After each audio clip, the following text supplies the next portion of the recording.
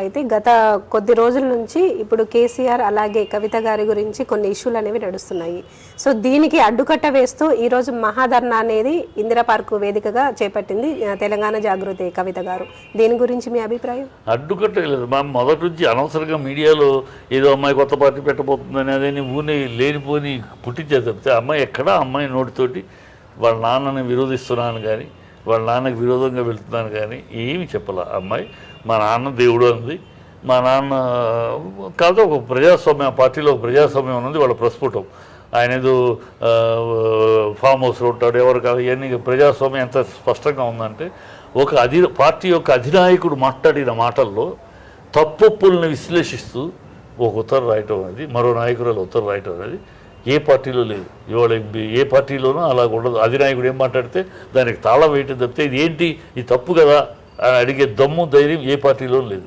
అధినాయకుడికి గులాములు తప్పితే బీజేపీ అయినా మోడీ కానీ అమిత్ షా కానీ తప్పు మాట్లాడితే వీళ్ళు ఏంటంటే ఇది తప్పు కదా అని అడగరు. అడిగే ధైర్యం లేదు. గతంలో బీహార్ ఎలక్షన్స్లో మోడీ గారు ఒక మాట వాడారు, అందులో ఓడిపోయింది. మోడీ గారు ఏం మాట్లాడారు సార్, ఈయన అమిత్ షా గారు ఒక మాట మాట్లాడారు. ఏమని మాట్లాడాడు, లేని వాళ్ళందరూ పాకిస్తాన్ వెళ్ళిపోండి అన్నాడు. దాంతో అక్కడ వాళ్ళందరూ రివర్స్ అయ్యారు. అది తప్పు మాట. పాకిస్తాన్ వెళ్ళిపోండి ఎన్నికల్లో మాట్లాడతారండి ముస్లిమ్స్ని, అది తప్పు కదా. ఆ మాట మాట్లాడక ఎవడన్నా నోరితే ధైర్యం లేదు. అందరూ సైలెంట్గా అవసరమైన కొంతమంది కాకాసురులు సమర్థించి మాట్లాడారు తప్పేంటని. అది దెబ్బ కొట్టింది. ఓ నాయకుడు తప్పు మాట్లాడతారు, మావుడే కదా, నాయకుడైనా మనిషే కదా. తప్పు మాట్లాడినప్పుడు ఖండించటమో లేదా ప్రశ్నించటమో మిగతా పార్టీలో లేదు. మూసుకుని కూర్చుంటారు. ఇవాళ ఇక్కడ మూసుకునే పార్టీ కాదు, ఇక్కడ అధినాయకుడు మాట్లాడారు. తప్పుల్ని విశ్లేషించి ఒక ఉత్తరం రాయగలిగే కెపాసిటీ మరొక నాయకురాలకు ఉందని చూపించారు. మరి రాసింది ఏం రాసింది, దాంట్లో తప్పేం రాసింది? మీ చుట్టూ దెయ్యాలు ఉన్నాయి అంది. బీఆర్ఎస్ పార్టీ నాయకుడు దేవుడు లాంటి వాడు, చుట్టూ దయ్యాలు అంటే ఎవరిని ఉద్దేశించి ఎవరిని అని అంటాం. అదే కేటీఆర్ కూడా అన్నాడు కదా, కోవర్టులు ఉన్నారు అని. ఆయన కోవర్టులు అన్నాడు. ఈ అమ్మాయి దెయ్య పద ప్రయోగమే తప్పితే విషయం ఏంటి, అక్కడ ఇంటి దొంగలు ఉన్నారు. మన పార్టీలోనే మనకు ద్రోహం చేసే శక్తులు ఉన్నాయి. రెండు విషయాల అర్థం అదే. రెండు మాటలు దెయ్యాలు ఉన్నాయన్నా కోవర్టులు ఉన్నారన్నా ఒకటే అర్థం. పదం వేరే తప్పితే భావం ఒకటే. భావం ఏంటి, మన పార్టీలోనే ద్రోహ శక్తులు ఉన్నారు, మన ఇంట్లోనే ఉన్నారు.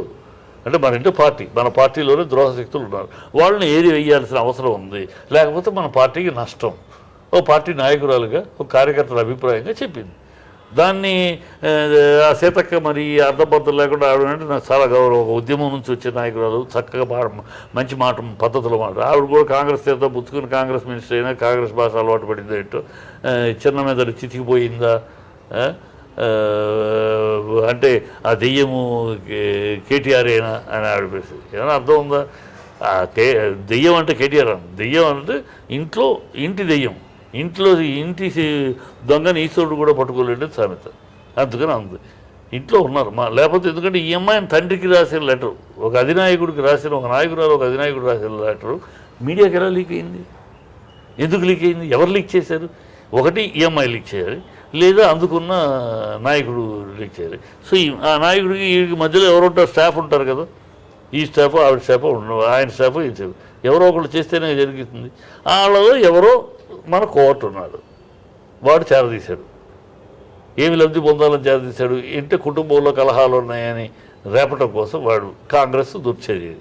కాంగ్రెస్ కుటుంబాలను చీల్చడం, తద్వారా లబ్ధి పొందటం చంద్రబాబుకి కాంగ్రెస్కు ఉన్న అలవాట్లే. కుటుంబాలను చీల్చటం, లబ్ధి పొందటం. వాళ్ళు తెలంగాణ సాంప్రదాయ సంస్కృతుల విషయంలో ప్రపంచానికి చాటి చెప్పే విధంగా మన బోనాల పండగ ఈ 10 సంవత్సరాల క్రితం తెలంగాణ ఉంది.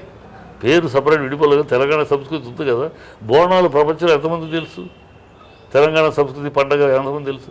ఇవాళ ఈ 10 ఏళ్లలో తెలంగాణ అంటే బోనాలు, తెలంగాణ పండగ అంటే బోనాలు అనేది ప్రపంచానికి తెలుసు. అలా తీసుకెళ్ళింది అమ్మాయి. ఆ జాగృతి అని పెట్టి దాన్ని ప్రమోట్ చేసుకుంటూ వెళ్ళింది. తెలంగాణ సంస్కృతి సాంప్రదాయాన్ని, తెలంగాణ ఆడకూతురు పౌరుషాన్ని తీసుకెళ్ళి. సో అమ్మాయి దాని మీద పెట్టింది. వాళ్ళ నాన్నకు జరిగినప్పుడు నాన్న కాదు అక్కడ ఓ పార్టీ నాయకుడి మీద విమర్శ చేసేప్పుడు మనం స్పందించాలి కదా. అందుకని తన కార్యకర్తలు స్పందించింది. ఈ ధర్నా వల్ల ఇప్పుడు కేంద్రానికి మనం ఏమైనా కోరుతుంది అని అనుకోవచ్చు? కేంద్రం దొనపోతుంది వాన కురిసినట్టు ఉంటుందిలేమ్మా. ఇవన్నీ ఉన్నాయి.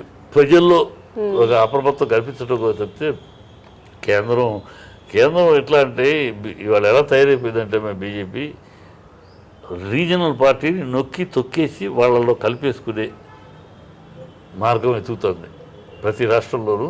Regional BJP is against regional parties. దేశం మొత్తం జాతీయ పార్టీలే ఉండాలి, రీజనల్ పార్టీ వల్ల ఇవాళ కాకపోతే రేపటికైనా వైషమ్యాలు వస్తాయి అని నమ్మే పార్టీ.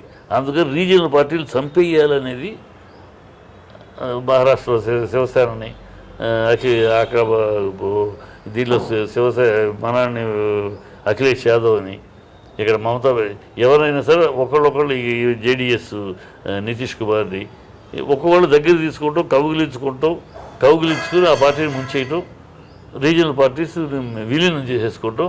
దాని పాలసీ కాంగ్రెస్ పాలసీ అదే బీజేపీ కూడా అదే పాలసీలు. నేను జాతీయ పార్టీలే ఉండాలి, రీజనల్ పార్టీలు ఉండకూడదు అనేది ఆ రెండు పార్టీల యొక్క సిద్ధాంతం. దాంట్లో భాగంగా చేస్తారు కనుక వీళ్ళు దీనివల్ల ఏదో రియాక్షన్ ఏముండదు. బీజేపీని కలుపుకుంటానికి చూస్తారు, నయానో భయానో బెదిరించో ఇంకోటో చేసుకోవడానికి చూస్తారు. ఒకవేళ అదే జరిగితే ఈ అమ్మాయి లీడర్ అవుద్ది, బీఆర్ఎస్ లీడర్కి బీఆర్ఎస్ క్యాడర్ అంతా ఈ అమ్మాయి వెనకాల ఉంటుంది. అది ఈఎంఐ వెళ్ళదు బీజేపీకి.